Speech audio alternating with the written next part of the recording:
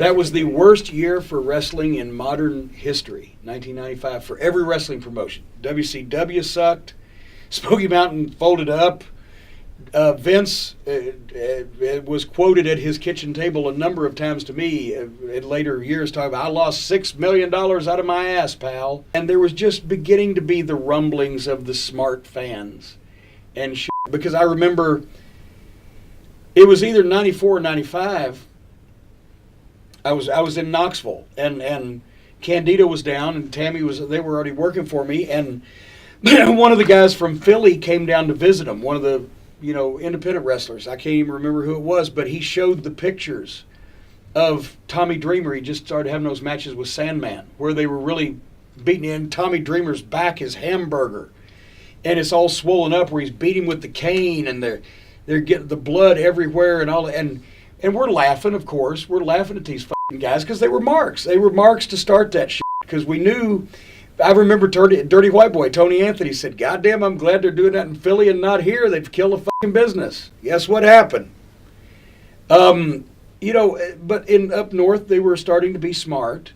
Whereas down south, they were still normal wrestling fans. Out in the Midwest, they were kind of in between. They were still raucous, so most people still liked it, but the further north you went, the more they started cheering the heels, the more they were smart, and they would, try to entertain themselves. And once again, I'm not trying, and I like Tommy Dreamer. I've never had a cross word with him, but that's kind of stupid shit where they were really hurting each other in front of people who knew it was bullshit to begin with is what started the turn of the business from being a thing where we used to pretend to hurt each other and the people believed it to we really do hurt each other and everybody thinks it's bullshit. So the marks suddenly switched places.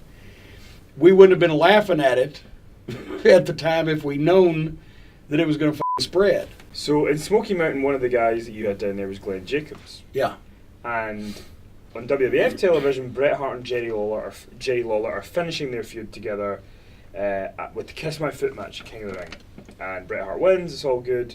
And then we get the introduction of the evil dentist, Isaac Yankem.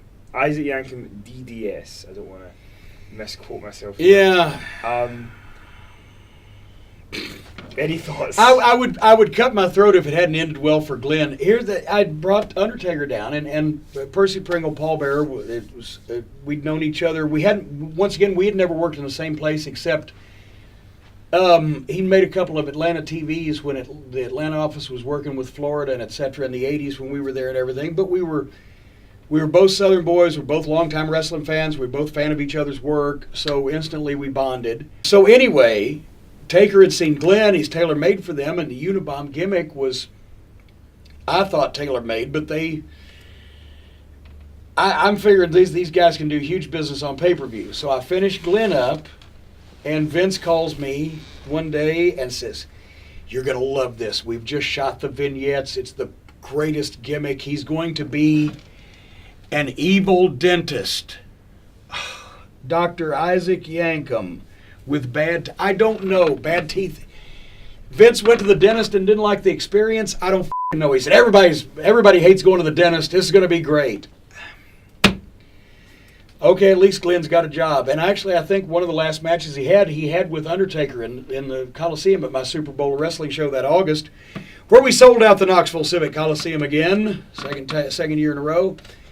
And then he was up there being an evil dentist. And it was rotten, and it was ha-ha. And it didn't work. And I'm sure we'll get to later on his next gimmick, but I was afraid that was going to be it, and I was scared because Glenn was such a talented and a good person and needed to be in that spot. So, fucking rotten. Fucking rotten, as Rip Rogers would say. Fucking rotten. Fucking rotten.